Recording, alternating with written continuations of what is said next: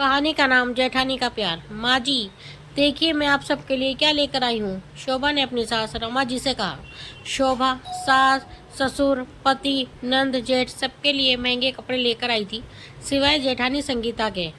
शाम को किचन में संगीता को जाते देखकर शोभा ने कहा, भाभी सुनिए ना, ये लीजिए जेठ जी और बच्चों के लिए नया टेबलेट लेकर आई थी। संगीता ने कहा, शोभा एक बात तुम्हें मैंने पहले भी समझाया था और आज फिर कह रही हूँ, इतने महंगे गिफ्ट हर महीने लाने की क्या ज़रूरत है। पैसों की बचत भी करना सीखो, आज की बचत ही कल हमारे काम आती है। पूरी तनख्वाह क्यों खर्च कर देती हो। पूरी एक महीने की मेहनत के बाद ये पैसे आते हैं और तुम खर्च में एक भी पल नहीं लगाती। मैं तुम्हें तुम्हारी भलाई के लिए ही कह रही हूँ। इतना सुनते ही शोभा को गुस्सा आ गया। उसने कहा, भाभी मुझे पता था कि आप अपना लेक्चर जरूर देंगी, इसीलिए मैं आपके लिए कुछ भी नहीं लाई, ना आगे से लेकर आऊँगी। दरअसल आप ये सब मेरी भलाई के लिए नहीं, अपनी जलन में कह रही हैं। आपको जलन होती है कि मैं आपसे ज़्यादा कमाती हूँ। आप सबके लिए इतने महंगे गिफ्ट ला ही नहीं सकती, क्योंकि इसके लिए बड़ा दिल चाहिए, जो आपके पास तो बिल्कुल भी नहीं। आप एक मिडिल क्लास कंजूस औरत हैं।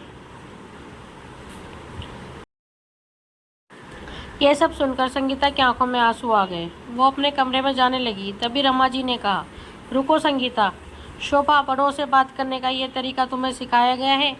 संगीता ने तुम्हारी भलाई के लिए तुम्हें बचत करने के लिए कहा और तुम उसको जलन और कंजूसी का नाम दे रही हो।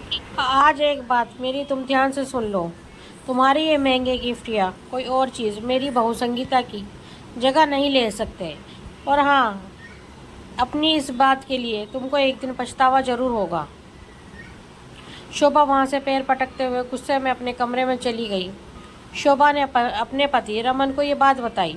कहा, रमन बुरा मत मानना, लेकिन मैं चाहे कितनी भी कोशिश कर लूँ, लेकिन भाभी की जगह कभी नहीं ले सकती, क्योंकि मैंने लव मैरिज की और जेठानी जी माँ जी की पसंद की हुई बहू हैं।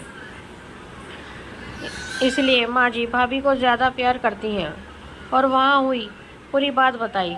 तब रमन ने कहा, शोभा आज एक बार फिर मैं तुमको समझा रहा हूँ कि तुम जितना गलत भाभी को समझती हो,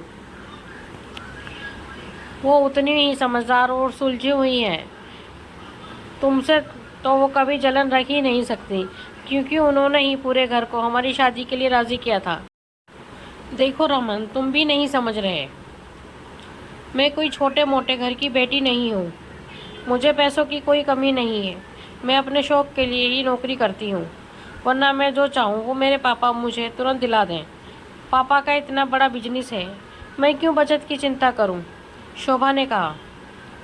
अगले दिन रविवार को शोभा दोस्तों के साथ घूमने जा रही थी। तभी उसकी नज़र हॉल में बैठी जेठानी पर गई। उसने गुस्से से अपना पर्स उठाया और फ़ोन हॉल की टेबल पर ही भूल गई।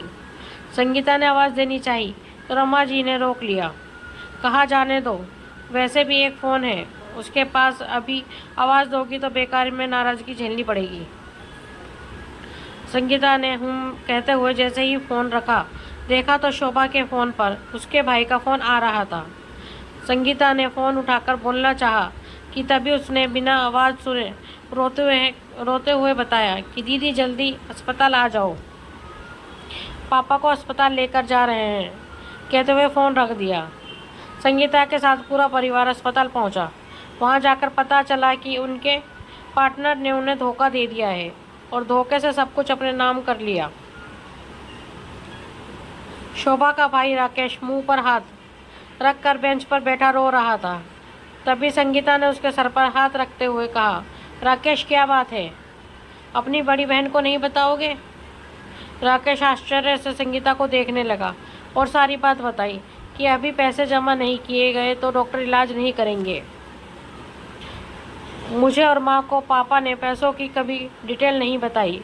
अभी हमारे पास इतने पैसे नहीं और शोभा दी भी फ़ोन नहीं उठा रही। मुझे लगा वो ही आएंगी। संगीता ने कहा, लाओ मुझे बिल दो और तुम आंटी के पास जाओ, मैं अभी आती हूँ। और जाकर काउंटर पर पैसे जमा किए। शोभा ने फ़ोन पर अपने भाई की इतने सारे मिस कॉल देखे तो परेशान हो गई। तभी उसको राकेश का मैसेज रिसीव हुआ, जिसमें उसने लिखा था, दीदी पापा की हार्ट सर्जरी हो रही है, अर्जेंट पैसे चाहिए। और उसने उस मैसेज में पूरी बात लिख के बताई। शोभा भागती हुई अस्पताल पहुंची। तब तक ऑपरेशन हो चुका था। वहाँ सिर्फ रमन और राकेश मौजूद थे। शोभा रोए जा रही थी। तब रमन ने कहा, शोभा घर चलो, अभी पापा को आईसीयू में रखा गया है, अब कल सुबह ही मिलना हो पाएगा। शोभा ने रमन से कहा, रमन मुझे राकेश से 1 मिनट कुछ बात करनी है। हाँ ठीक है, करके आओ, मैं कार में बैठा हूँ। शोभा ने राकेश से कहा, राकेश तूने पैसों का इंतजाम कहाँ से किया? क्या रमन से लिया या मेरे ससुराल वालों से? उनको तूने सारी बातें बता दी क्या? शोभा मन ही मन सोच रही थी कि अब उसको हमेशा ताने सुनने पड़ेंगे और इनके पास होंगे तो भी ये लोग मदद नहीं करेंगे। सासू माँ ने पहले ही कह दिया था।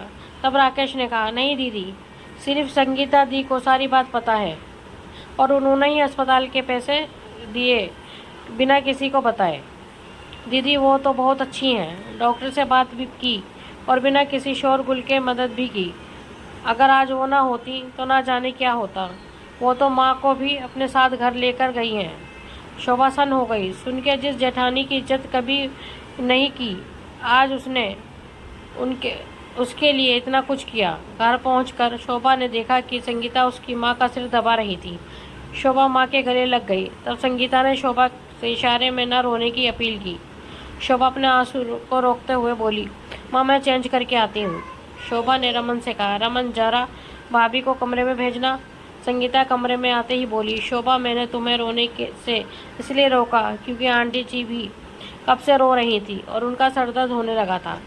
वो घर पर अकेली रहती तो ज़्यादा सोचती, इसलिए यहाँ ले आई कि हम सबके बीच उनको अच्छा लगेगा। तुमको बुरा लगा हो तो। शोभा ने संगीता का हाथ पकड़कर अपना एक हाथ संगीता के मुंह पर रख के कहा, भाभी बस इतना शर्मिंदा मत कीजिए मुझे, आप मुझे माफ़ कर दीजिए। मैं आपको पहचान नहीं पाई, इसी आपकी अच्छाई को आपका ढोंग समझ बैठी। आपका एहसान मैं कभी नहीं भूलूंगी। नहीं शोभा, कोई एहसान नहीं किया मैंने, वो भी तो मेरे माता पिता समान ही है और बहनें कभी एक दूसरे पर एहसान नहीं करती। तुम तो मेरी छोटी बहन जैसी हो, गलती करना तुम्हारा अधिकार है, समझाना मेरा काम, समझी? हाँ भाभी। शोभा ने संगीता के गले लगकर रोते हुए कहा, लेकिन अब आपकी ये छोटी बहन कभी कोई गलती नहीं करेगी और आपकी हर बात मानेगी, वादा रहा। दोस्तों आपको ये जेठानी और देवरानी की कहानी कैसी लगी प्लीज़ हमें कमेंट में बताएं। अगर हमारी कहानी आपको पसंद आई है तो हमारे चैनल को लाइक एंड सब्सक्राइब करें। धन्यवाद।